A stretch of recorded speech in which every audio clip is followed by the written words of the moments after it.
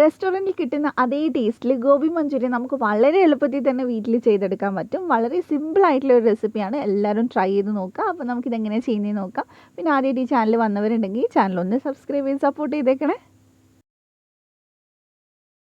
അപ്പോൾ first step എന്ന് പറഞ്ഞാൽ നമ്മൾ കുറച്ചധികം വെള്ളം ഒന്ന് തിളയ്ക്കാൻ വെച്ചിട്ടുണ്ട്.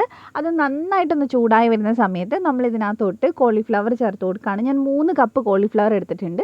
ഒരുപാട് വലുപ്പത്തിൽ പീസാക്കാതെ കുഞ്ഞു കുഞ്ഞു പീസാക്കി എടുക്കുക. ചെറിയ ചെറിയ ഫ്ലവേഴ്സ് ആക്കി എടുക്കുകയാണെങ്കിൽ നമുക്ക് നന്നായിട്ട് ഫ്രൈ ചെയ്ത് നല്ല ക്രിസ്പി ആക്കി എടുക്കാൻ പറ്റും. ഇനി നമ്മൾ ഇതൊന്ന് തിളപ്പിച്ചെടുക്കണം. തിളച്ചിട്ട് ഒരു 3 മിനിറ്റോളം ഒന്ന് വേവിച്ചെടുക്കുക. അതിന് ശേഷമാണ് നമ്മൾ ഇതൊന്ന് മാറ്റി വെക്കുന്നത്. അപ്പോൾ ഒന്ന് തിളച്ച് തുടങ്ങട്ടെ. ഇപ്പോൾ ഏകദേശം ഒരു 3 മിനിറ്റോളം നന്നായിട്ട് വേവിച്ചിട്ടുണ്ട്. ഇനി നമ്മൾ ഇതൊന്ന് ഒരു അരിപ്പയിലേക്ക് മാറ്റുകയാണ്. അതിനുശേഷം 3-4 തവണ നന്നായിട്ട് സാധാ വെള്ളത്തിലൊന്ന് കഴുകിയെടുക്കുക. എന്നിട്ട് നന്നായിട്ട് വെള്ളമൊക്കെ ഒന്ന് വാർത്തിയെടുത്തതിന് ശേഷം വേണം നമ്മൾ അടുത്ത സ്റ്റെപ്പ് ചെയ്യാനായിട്ട്. അപ്പോൾ ഞാൻ വെള്ളമൊക്കെ കളഞ്ഞ് ഒരു ബൗളിലേക്ക് മാറ്റിയിട്ടുണ്ട്. ഇനി നമുക്ക് ഇതിനകത്തോട്ട് വേണ്ടത് കോൺഫ്ലോർ ആണ്. അപ്പോൾ ഞാൻ 2 ടേബിൾ സ്പൂൺ കോൺഫ്ലോർ എടുത്തിട്ടുണ്ട്. അപ്പോൾ ഏകദേശം ഒരു 3 കപ്പിൻ്റെ അളവിനാണ് ഞാനിത് പറയുന്നത് കേട്ടോ. അപ്പോൾ ഇതിനകത്തോട്ട് ഞാൻ 1 ടീസ്പൂൺ ഇഞ്ചി വെളുത്തുള്ളി പേസ്റ്റ് ചേർത്തിട്ടുണ്ട്. പിന്നെ ആവശ്യത്തിനുള്ള ഉപ്പ് ചേർത്ത് കൊടുക്കുക. എന്നിട്ട് ഇനി നന്നായിട്ട് നമുക്കിതൊന്ന് മിക്സ് ചെയ്തെടുക്കാം. കോൺഫ്ലോറും അതുപോലെ തന്നെ ഇഞ്ചി വെളുത്തുള്ളിയും ഉപ്പും ഒക്കെ എല്ലാവരുടെയും നന്നായിട്ടൊന്ന് മിക്സ് ആയിട്ട് കിട്ടണം. അപ്പോൾ നല്ല പോലെ മിക്സ് ചെയ്തിട്ട് നമുക്കിതൊരു 10-15 മിനിറ്റ് ഒന്ന് മാറ്റി വയ്ക്കാം. അപ്പോൾ ഒരു 10-15 മിനിറ്റ് കഴിഞ്ഞതിന് ശേഷം ഞാനിവിടെ ഒരു 1/2 കപ്പ് മൈദ ഒന്ന് നന്നായിട്ടൊന്ന് അരിച്ചെടുക്കുന്നുണ്ട്. ഓൾറെഡി അരിച്ച് വെച്ചതാണെങ്കിൽ പിന്നെ അരിക്കേണ്ട ആവശ്യമൊന്നുമില്ല. അപ്പോൾ നന്നായിട്ട് നമുക്കിതൊന്ന് അരിച്ചെടുക്കാം. ഇതെന്ന് പറഞ്ഞാൽ ഓതൻറ്റിക് ആയിട്ടുള്ള ഒരു റെസിപ്പി അല്ല, പക്ഷെ ഞാൻ എപ്പോഴും ട്രൈ ചെയ്യാറുള്ള റെസിപ്പിയാണ്, ഉണ്ടാക്കാറുള്ള റെസിപ്പിയാണ്. കറക്റ്റായിട്ട് നമുക്ക് ആ റെസ്റ്റോറൻറ്റിൽ കിട്ടുന്ന അതേ ടേസ്റ്റിൽ കിട്ടും കേട്ടോ. അപ്പോൾ ട്രൈ ചെയ്യുക. പിന്നെ നമ്മളൊരു 1/4 കപ്പ് കോൺഫ്ലോർ ഇതിനകത്തോട്ട് ചേർത്തിട്ടുണ്ട്.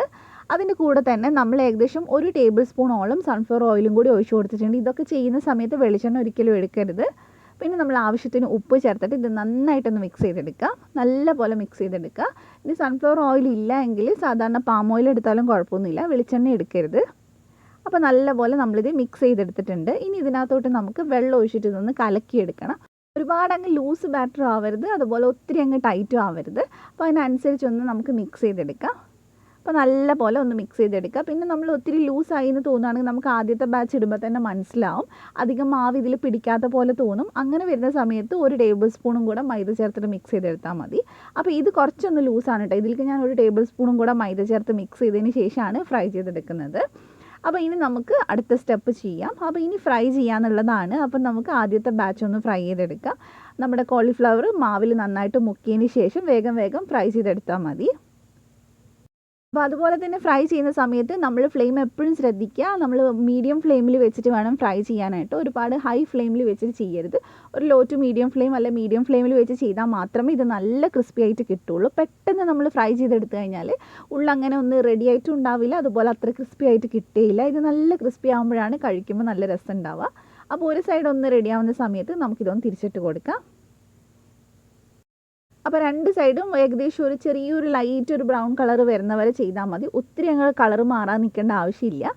അപ്പോൾ 2 സൈഡ് ഇതേ റെഡി ആയിട്ടുണ്ട്. നല്ല ക്രിസ്പി ആയിട്ട് വന്നിട്ടുണ്ട്. ഈ സമയത്ത് നമ്മൾ എടുത്തിട്ട് ചുമ്മാ കഴിക്കാൻ തന്നെ നല്ല ടേസ്റ്റാണ്. അപ്പോൾ ഇനി നമുക്കിത് എടുത്തിട്ട് ഒരു ടിഷ്യൂ പേപ്പറിലോട്ട് മാറ്റാം. എന്തെങ്കിലും എക്സ്ട്രാ എണ്ണയൊക്കെ വന്നിട്ടുണ്ടെങ്കിൽ അതിലേക്ക് അങ്ങ് പിടിച്ചോളും. അപ്പോൾ മൊത്തമായിട്ട് നമുക്ക് എടുത്ത് മാറ്റിയതിന് ശേഷം ഫുൾ ബാച്ചും നമ്മളൊന്ന് ഫ്രൈ ചെയ്തെടുക്കുക. അതിനുശേഷം നമുക്കൊരു സോസ് റെഡിയാക്കാനുണ്ട്. അപ്പോൾ നമ്മൾ മഞ്ചൂരിയൻ ഉണ്ടാക്കുന്നതുകൊണ്ട് തന്നെ മഞ്ചൂരിയൻ സോസ് ഉണ്ടാക്കണം. അതിന് വേണ്ടിയിട്ട് ഞാനിവിടെ 3 ടേബിൾ സ്പൂൺ സോയ സോസ് എടുത്തിട്ടുണ്ട്. അളവുകളൊക്കെ വളരെ കൃത്യമായിട്ട് എടുക്കാൻ നോക്കുക. എന്നാൽ ആ ഒരു സോസിൻ്റെ കറക്റ്റ് ടേസ്റ്റൊക്കെ നമുക്ക് കിട്ടുള്ളൂ. പിന്നെ ഇതിലേക്ക് നമ്മൾ 2 ടേബിൾ സ്പൂൺ ടൊമാറ്റോ സോസ് ചേർത്ത് കൊടുക്കുന്നുണ്ട്.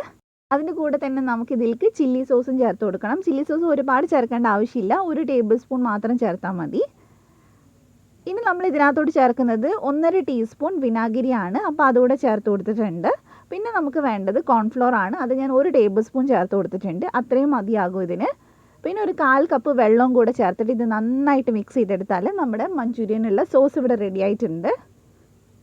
അപ്പോൾ ഇത് മുഴുവനായിട്ട് നമുക്ക് നല്ല പോലെ കട്ടയൊന്നും ഇല്ലാതെ ഒന്ന് മിക്സ് ചെയ്തെടുക്കാം. അപ്പോൾ നല്ലപോലെ ഞാനിത് മിക്സ് ചെയ്തെടുത്തിട്ടുണ്ട്. നമ്മുടെ സോസ് ഇവിടെ റെഡിയായി. ഇനി നമുക്കിത് അങ്ങോട്ട് മാറ്റി വയ്ക്കാം. അപ്പോൾ ഇനി നമുക്കിത് ഉണ്ടാക്കി തുടങ്ങാനായിട്ട് ഇവിടെ 2 ടേബിൾ സ്പൂണോളം ഓയിൽ ഒഴിച്ചിട്ടുണ്ട്. നമ്മളിത് ഫ്രൈ ചെയ്തെടുത്തിട്ടുള്ള അതേ ഓയിൽ തന്നെ എടുത്തിട്ടുള്ളത്. അപ്പോൾ 2 ടേബിൾ സ്പൂൺ ഓയിൽ എടുത്തിട്ടുണ്ട്. ഇതിലേക്ക് ഞാനൊരു ചെറിയ സവാള ഒന്ന് ക്യൂബായിട്ട് കട്ട് ചെയ്ത് ചേർത്ത് കൊടുത്തിട്ടുണ്ട്. അതിൻ്റെ കൂടെ തന്നെ ചെറിയൊരു ക്യാപ്സിക്കം കൂടെ ക്യൂബായിട്ട് കട്ട് ചെയ്ത് ചേർത്തിട്ടുണ്ട്. നമ്മൾ ഫ്ലെയിം കൂട്ടിയിട്ട് തന്നെ വെക്കുക, ഫ്ലെയിം കുറച്ച് വെക്കരുത്. ഹൈ ഫ്ലെയിമിൽ വേണം ഇനി ചെയ്യാനായിട്ട്. ജസ്റ്റ് ഒന്ന് മിക്സ് ചെയ്തെടുത്താൽ മതി. ഇതിലേക്ക് സവാള വേണമെന്ന് നിർബന്ധമില്ല, പക്ഷേ സവാളയും കൂടി ഉണ്ടെങ്കിൽ കഴിക്കാൻ നല്ല രസമായതുകൊണ്ട് ഞാൻ ചേർത്തന്നേ ഉള്ളൂ. അപ്പോൾ നിങ്ങൾക്ക് വേണമെന്നുണ്ടെങ്കിൽ മാത്രം എടുത്താൽ മതി കേട്ടോ.